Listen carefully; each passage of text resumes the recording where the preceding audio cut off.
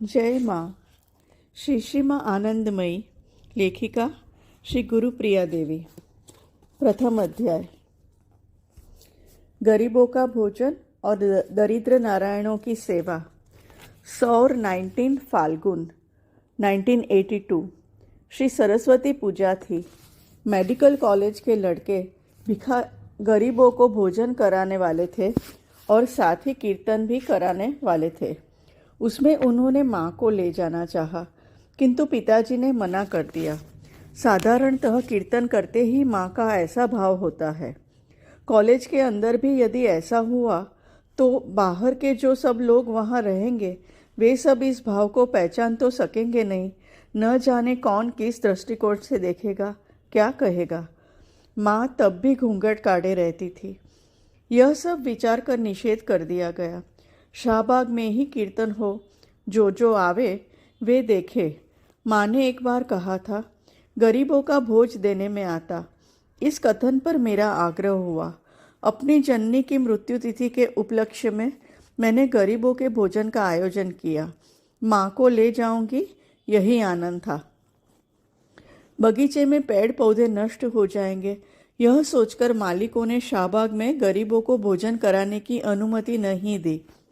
संयोगवश medical college में ही गरीबों के भोजन का आयोजन किया गया। लगभग 3000 आदमियों के खाने का बंदोबस्त हुआ। माँ ने भक्तों तथा कॉलेज के छात्रों ने ही सब प्रबंध किया। हम लोग माँ को और भोलानाथ जी को साथ लेकर भोजन के पहले दिन रात्रि में वहाँ गए। रात्रि में वहाँ रहने का निश्चय हुआ। माँ का आदेश था कि जब तक भोर न हो तब तक दरिद्र नारायणों के लिए रसोई नहीं चढ़ाई जाएगी, क्योंकि वासी भोजन नहीं दिया जाएगा। तरकारी काटी जा रही थी। माँ ने कहा, हम भी थोड़ी तरकारी काटेंगे। दरिद्र नारायणों के भोग का काम करना चाहिए। वही हुआ। ऊपर बैठकर हमने भी थोड़ी बहुत तरकारी छीली। दूसरे दिन प्रातःकाल जिनके रसोई बनाने के लिए आने का निश्चय था वे नहीं आए। मथुर बाबू नाम के माँ के एक भक्त ने जो पुलिस विभाग में काम करते थे, माँ को प्रणाम कर कहा, रसोई बनाने वाले ब्राह्मण तो अभी तक नहीं आए, इधर भोर हो गया है। माँ ने कहा, चल हम ही जाकर रसोई चढ़ा दे। माँ की कृपा से थोड़ी देर बाद मथुर बाबू रसोई बनाने वाले ब्राह्मणों को साथ लाकर उपस्थित हुए। हम लोगों को रसोई चढ़ाने की आवश्यकता नहीं पड़ी। सारी रात माँ ने हम लोगों में से किसी को भी सोने नहीं दिया। बोली, दरिद्र नारायण की सेवा करोगे, आज रात जागे रहो। सभी कामों के पहले निष्ठा के साथ संयम करना पड़ता है। प्रातःकाल मुझसे कहा, इस समय दरिद्र नारायण जिस तरह तुम्हारे काम में उपस्थित हो उसके लिए उनके निकट प्रार्थना करो। यह कहते ही मुझसे बोली, क्या नारायण सब भली भांति आएगी? तो मैं जानते हुए भी जवाब देते समय न जाने क्यों ठिठक गई। बोली, यदि तुम्हारी इच्छा होगी तो आवेंगे। माँ उसी समय बोल उठी, कैसे कह रही है? प्रतीत होता है गड़बड़ करेंगे। जो हो जाने वाला है होगा ही। दोपहर के समय लगभग 11 बजे से लड़कों ने कीर्तन आरंभ किया। सरस्वती देवी की पूजा उस समय भी वहीं थी। माँ ने हंसकर कहा, इस सरस्वती की पूजा में लड़कों ने इस शरीर को यहाँ लाना चाहा था। मूर्ति रहते रहते ही आना हुआ। कीर्तन खूब जम उठा। माँ भी भाव में विभोर हो गई। शरीर में कितने प्रकार की क्रियाएं हो रही थी। उस दिन भी कुछ क्षण ऐसी उग्र मूर्ति में ऊर्ध्व दृष्टि से मानो खड़ग लेकर किसी के साथ युद्ध कर रही हो। इस भाव का आरंभ होते ही जीभ बाहर निकल पड़ी। मुहूर्त भर में ही जीभ भीतर चली गई। भाव में भी परिवर्तन हो गया। माँ ने भाव से भरपूर शांति मूर्ति धारण कर ली। कभी आसन पर बैठकर मानो पूजा कर रही थी, अपनी ही स्वयं पूजा कर रही थी। कभी अपने पैरों पर ही माथा टेक कर प्रणाम कर सर्वथा अशक्त हुए जा रही थी। कभी द्रुत गति से घूमते घूमते शरीर पर लोटपोट लेते लेते स्थिर भाव से चित्त होकर लेट रही थी। नाभि से लेकर कंठ तक ऐसा श्वास चल रहा था मानो लहर खेल रही हो। फिर कभी शिथिल होकर पड़ गई, मैं गोद में लेकर बैठी थी। सारा शरीर पत्थर के समान ठंडा हो गया। जरा स्थिर होते ही मुख के असंभवित रीति से राल निकलने लगी। मेरे सब कपड़े भीग गए। कभी नेत्रों से इतना अश्रुजल निकल रहा था कि धोती कुर्ती सब भीग कर तर हो रहे थे। फिर कभी एक बारगी मृतकी सी अवस्था हुए जा रही थी। अंगुलियां, नख सब काले हो गए थे। मुख मृत के मुख की भांति पीला पड़ गया था। नाड़ी की गति भी है या नहीं समझ में नहीं आता था। श्वास के चिन्ह भी बिल्कुल न थे। हम लोग मारे भय के अधीर हो उठे, किंतु माँ ने पहले से ही बतला रखा था, तुम्हें नाम कीर्तन करना चाहिए। यदि ठीक होने वाला होगा तो उसी से हो जाएगा। इसलिए हम लोग यदि माँ की ऐसी अवस्था होती तो केवल नाम कीर्तन करते। भोलानाथ जी भी खूब नाम कीर्तन करते थे। यह कीर्तन 2 तल्ले पर हो रहा था। उस समय पिताजी नीचे रसोई के कमरे में खड़े थे। एक आदमी ने जाकर पिताजी से कहा, ऊपर जाकर देखे माँ की कैसी चमत्कारपूर्ण भावावस्था हुई है। पिताजी दौड़कर ऊपर गए, किंतु जाकर देखा तो माँ बैठी हुई थी। सिर के बाल अस्त व्यस्त थे, सिर झुकाकर बैठी हुई थी। पिताजी ने जाकर बड़े ही दुख के साथ मन ही मन कहा, आज मैं ही ठगा गया। तुम्हारे उस रूप के मुझे दर्शन नहीं मिले। मन ही मन ऐसा विचार कर जप करने बैठ गए। थोड़ी देर बाद आंखें सहसा खुल गई। माँ की ओर देखते ही माँ के मुख का रंग गहरा काला और दोनों ओंठ लाल दिखाई दिए। जीभ बाहर निकली नहीं देखी। पिताजी ने कहा, मैंने आंख गड़ाकर 2-3 बार देखा। सोचा आंखों का भ्रम तो नहीं है, किंतु भ्रम नहीं था। मैंने स्पष्टतः वही रूप देखा। थोड़ी देर बाद उस रंग में परिवर्तन हो गया, स्वाभाविक गौरवर्ण हो गया। माँ कुछ देर बाद सो गई।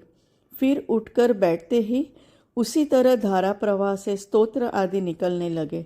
कुछ क्षणों के बाद प्रसाद बांटा गया। माँ भी तनिक सुस्ती रूप से सो गई। 3 बजते बजते बहुत प्रयत्नों से माँ को जगाया गया। इधर दरिद्र नारायणों को भोजन के लिए बैठाना था। माँ उठी, कुछ स्वस्थ हुई। जंगल से गरीबों कितने इकट्ठे हुए हैं यह देखकर बोली, कुछ विशेष तो नहीं देख रही हूँ। 3000 के लिए प्रबंध है। आधे भी होंगे या नहीं संदेह है। मैंने प्रातःकाल ही कह दिया था कि आज गोलमाल करेंगे। नीचे जहाँ सब रसोई तैयार कर रखी हुई थी, माँ को उस कमरे में ले जाना हुआ। उस दिन विशेष भोग लगाना न था। माँ को दर्शन कराकर फिर प्रसाद वितरण करने की बात थी, इसलिए पिताजी माँ को नीचे ले गए। माँ ने मेरे कंधे पर हाथ रखकर घूम घूम कर सब देखा। घूंघट के भीतर से माँ ने जिस प्रकार दृष्टि डाली, आज भी उसकी मुझे याद है। किस प्रकार नेत्र घुमाकर सब वस्तुएं एक ही बार देख ली। माँ ने कहा, मैं भी थोड़ा परोसूंगी। सबने माँ के जय जयकार के नारे लगाए। माँ ने कमर पर कपड़ा लपेटकर परोसा। एक कुष्ठ रोगी आया। माँ ने उसे विशेष प्रेम से खिलाया। माँ ने दरिद्र नारायणों की जूठन उठानी चाही। भोलानाथ जी के निषेध करने के कारण फिर नहीं उठाई। भक्त और कॉलेज के लड़कों ने ही जूठन उठाई। अनेक भद्र महिलाएं भी उक्त कार्य को देखने गई थी। माँ ने कहा, आज हम सभी दरिद्र हैं, सभी यह प्रसाद पाएंगे। वैसा ही हुआ। सभी उस जगह प्रसाद पाने बैठ गए। धनी गरीब का कोई विचार नहीं रहा। दरिद्र नारायण भोजन करने बैठे। भीषण अंधकार करके वृष्टि आई। सब लोग मैदान में भोजन करने बैठे थे। माँ एकाएक बंद कमरे से बाहर निकली। मैदान के एक और जाकर टहलने लगी। सब लोग भोजन समाप्त होने पर उठ गए। माँ भी कमरे के अंदर आकर बैठी। उसके बाद वेग से वृष्टि आई। हमने सोचा वृष्टि के कारण सबका भोजन खराब न हो, इसलिए माँ बाहर जाकर टहलने लगी थी। इसी तरह बाद में और भी दो एक बार मैंने देखा है। रात में एक दूसरे भद्र पुरुष को सब भार सौंपकर माँ सबको साथ लेकर जहाँ पर दरिद्र भोजन हुआ था, अंधकार में उस मैदान में जाकर खाने बैठी और बोली, आज हम भी दरिद्र हैं, हमें भी भिक्षा दो। जिन भद्र पुरुष पर भार सौंपा था उन्होंने जल्दी जल्दी लाकर माँ को परोसा। सभी लोग माँ के चारों ओर बैठ गए। माँ ने उजाला लाने नहीं दिया। बोली, क्या गरीब दीपक जलाकर खाते हैं? खाने पीने के अनंतर धीरे धीरे सबने विदा ली। अंत में माँ भी हमें साथ लेकर चली आई। बहुत सा सामान बच गया। निश्चय हुआ कि दूसरे दिन बांट दिया जाएगा। माँ कह आई, कल फिर मैं नहीं आऊँगी। रात्रि में टिकाटोली आकर दूसरे दिन शाहबाग चली गई। अनाथ का वृत्तांत। इधर उक्त दरिद्र नारायण भोजन के समय एक लड़का माँ के दर्शन कर न मालूम कैसा हो पड़ा था। वह ढाका में कानून का अध्ययन करता था। मेडिकल कॉलेज के निकट ही एक मेस में रहता था। पीछे सुनने में आया कि वह उस दिन रात्रि से ही माँ के दर्शनों के लिए व्याकुल हो उठा। दूसरे दिन भोर में एक बार अपनी कोठरी का दरवाज़ा खोलकर कुछ फूल तोड़कर फिर दरवाज़ा बंद कर फिर दिन भर बैठे बैठे एकाग्र मन से माँ को पुकारता रहा। उसका विश्वास था कि माँ इस पुकार से निश्चय ही मेरे कमरे में आवेगी एवं उस समय मैं फूल राशि माँ के चरणों में चढ़ाऊँगा। वह दिन भर बिना खाए दरवाज़ा बंद किए बैठा रहा। उसके सगे संबंधियों में से कोई भी माँ कहाँ रहती है यह न जानते थे। मेडिकल कॉलेज में पूछताछ करने पर लड़कों से उन्हें केवल यह खबर मिली कि वह माताजी शशांक बाबू की गुरु माँ है। शशांक बाबू रोज ही वहाँ जाते हैं। वास्तव में माँ किसी को भी दीक्षा नहीं देती है। लड़के हमारे घर आकर उपस्थित हुए और पिताजी से शाहबाग का पता लेकर संध्या समय अनाथ को साथ ले शाहबाग गए। हम लोग भी शाहबाग गए। लड़का माँ को साष्टांग प्रणाम कर पड़ा ही रहा। इधर सुनने में आया कि दोपहर से ही माँ बाहर जाने के लिए छटपटा रही थी। मेडिकल कॉलेज की ओर जाऊं ऐसा भाव जागा था, किंतु पहले दिन कह आई थी, कल फिर नहीं आऊँगी। तुम्ही ने भार लिया है, तुम ही सब बांट देना। इसलिए रात खुलते ही उधर जाने की प्रतीक्षा में थी। माँ ने कहा, मैं तो अपनी इच्छा से कुछ करती नहीं हूँ, किंतु उधर जाने के लिए कैसा एक अपूर्व भाव जागा था। इधर अनाथ के बंधु बांधवों ने बलात् दरवाज़ा खोलकर अनाथ को ले जाकर माँ के समीप उपस्थित किया। सारी घटना सुनकर हम तो अवाक रह गए। कीर्तन आदि हुआ, किंतु अनाथ उस समय भी माँ की चरणाधूलि लेने के लिए पड़ा था। माँ किसी को भी चरण छूने नहीं देती थी। बहुत समय बीत गया, रात बहुत हो गई। माँ उस समय भी घूंघट काट कर बैठी थी।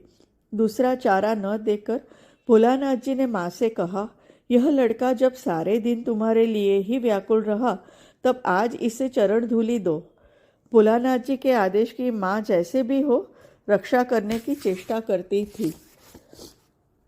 उस दिन भोलानाथ जी बार बार वही लट लगा रहे थे, किंतु माँ स्थिर होकर बैठी रही।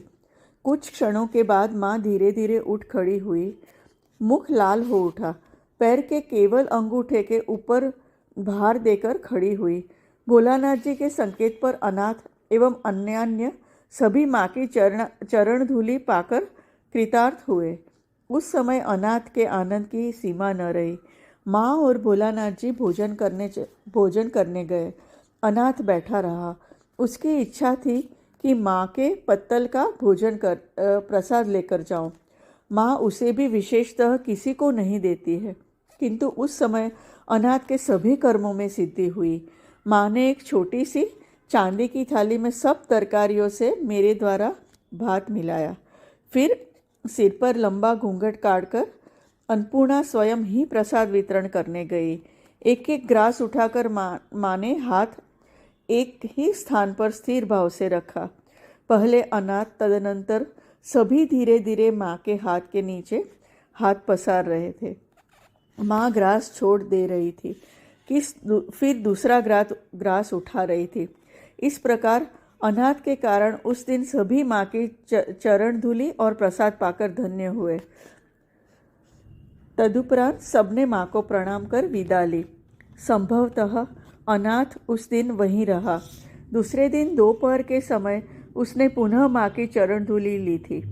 नियम हुआ कि महीने की उन 2 तारीखों में जिन 2 समयों में अनाथ ने पैर की धूलि ली है, उन्हीं 2 तारीखों के निर्दिष्ट इन 2 समयों में 5 मिनट के लिए सभी माँ की चरण धूलि लेंगे। अगले महीने में सब भक्तजन यह वृत्तांत जानकर निर्दिष्ट तारीखों के निर्दिष्ट समय में उपस्थित हुए।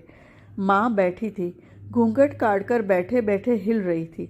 सब लोग घड़ी देख रहे थे, किंतु माँ नेत्र बंद कर बैठी थी। जो ही ठीक समय हुआ, माँ खड़ी हो गई। जल्दी जल्दी एक एक करके सब चरण धूलि लेने लगे। माँ नेत्र बंद कर हाथ जोड़कर खड़ी थी। सुई के ठीक 2:10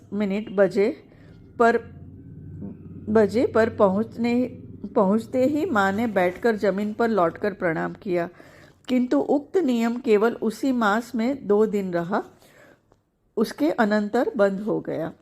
उसके बाद से ही अनाथ और मेडिकल कॉलेज के अन्य कई लड़के आते जाते रहे।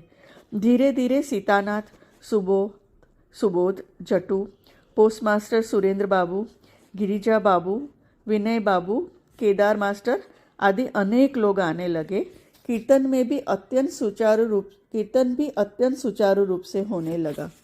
जय माँ।